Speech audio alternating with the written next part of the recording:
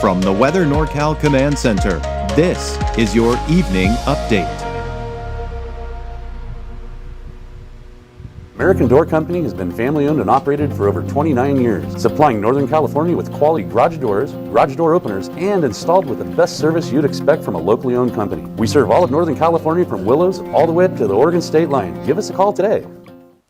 Well, that smoke, it was really many of us in Northern California saw a lot of that smoke here. And we take a look at the air quality as of this recording, and you can see the areas in purple and kind of those deep reds. That's where we're seeing the worst air quality here, the north end of the valley, say Red Bluff northward. But even the smoke made its way down into the Chico area. Now you'll notice here, and as expected, we just didn't see much in the way of smoke off in the eastern mountains, so conditions are certainly a lot better there. But Modoc County, Siskiyou County, often in Trinity County, out even parts along the coast as well.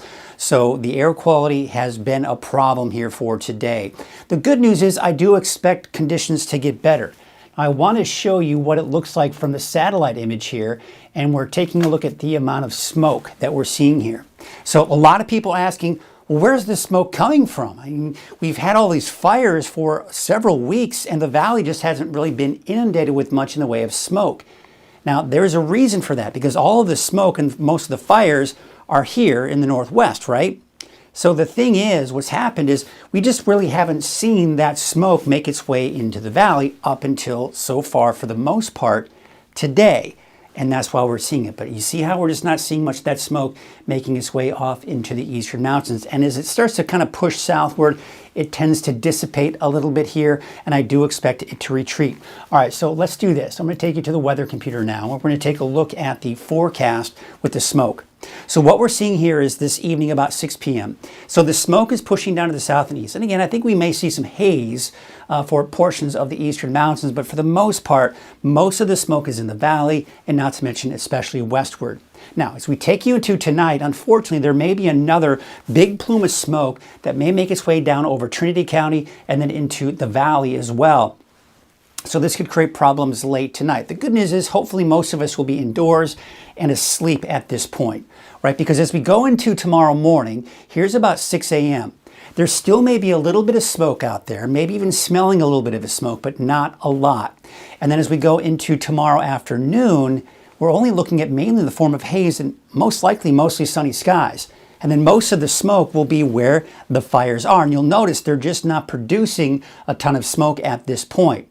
Then as we go into your Thursday morning, we may see some of that smoke and haze kind of push back down to the south and east, but it won't be as much. So it'll probably be more in the way of haze than it will be kind of that smell of smoke by Thursday morning. So I think for the most part, for those of us in the valley and even up to the north, the worst is behind us for now. Now you can see the air quality that's expected here for tomorrow. And there you can see the worst is expected to be especially in northern Humboldt County and southeastern portions of Del Norte County, not to mention extreme western Siskiyou County as well. Now, we have to kind of switch gears now and talk about the potential for new fires. And what we're concerned about at this point is a fire starting where the winds are going to be pretty gusty.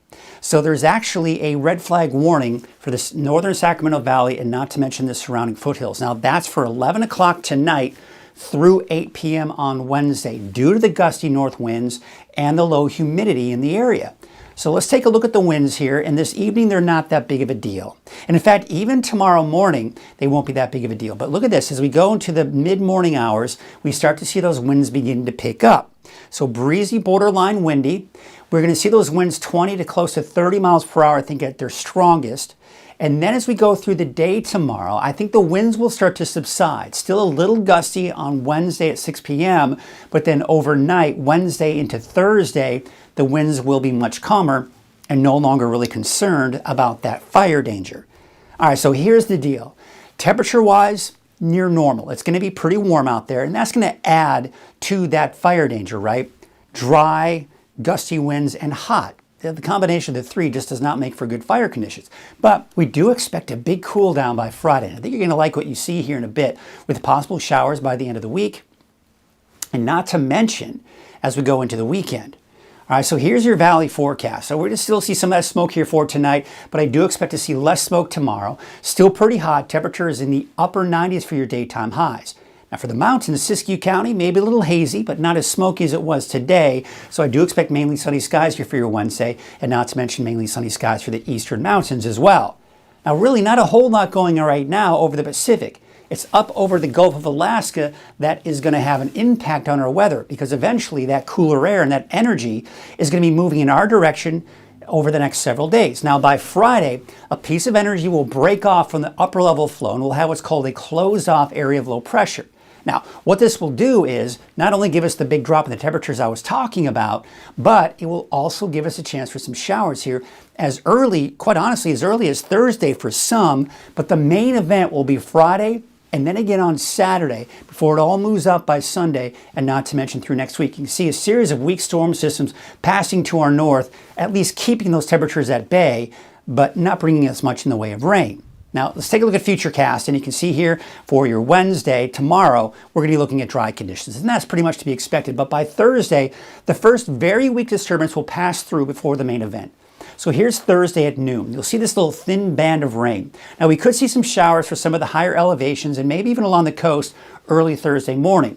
But I think most, if not all of it, will evaporate before reaching the ground on Thursday around noon for the valley. But we could see some showers around Alturas, not to mention southward into Lassen County as well. Now we're looking at Thursday night at 11 p.m. Eventually, by Friday, here's Friday, now we're seeing everyone looking at that chance for rain, maybe an isolated thunderstorm in the mountains. I think we're going to see a repeat on Saturday. Everyone, coast, mountains, valley, could see showers, maybe even some thunderstorms. And then by Sunday, it looks like it's all gone. And in fact, we take you through all of next week. Looks like dry conditions as well. And as I mentioned, here's the beauty of it. Temperatures are going to drop, as I mentioned, by Friday, that big significant drop. And even though temperatures will go up slightly by the time we go into next week, we're not going to see a huge increase in those temperatures. Now, I posted a picture yesterday on Facebook of the moon. It wasn't a full moon just yet, but we do have kind of a unique event coming in. We've heard about a blue moon and we've heard about a super moon. But now we actually have the two put together, and we're going to have a super blue moon as we go into Wednesday night. So check this out. Again, it's going to be a super blue moon. Now, a blue moon is a second full moon within a single calendar month. Now, that's pretty rare in and among itself. But then you add in that super aspect into it, and now it becomes even more rare. Okay, so here's the super part of it. The moon's orbit is closest to the Earth. The blue part of it, as I mentioned, the second full moon of the month. So we don't typically see two full moons in 1 month, and that's known as a blue moon. So it's not actually blue, by the way. Even though we call it a blue moon, it's not going to have a blue tint to it or anything of that nature. But when we're talking about the super aspect of it, it appears 14% larger because it's closer to us. And on top of that, it's also 30% brighter than that of a normal full moon.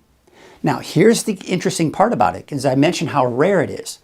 We won't see another super blue moon until January 2037, and then again actually on March of the same year.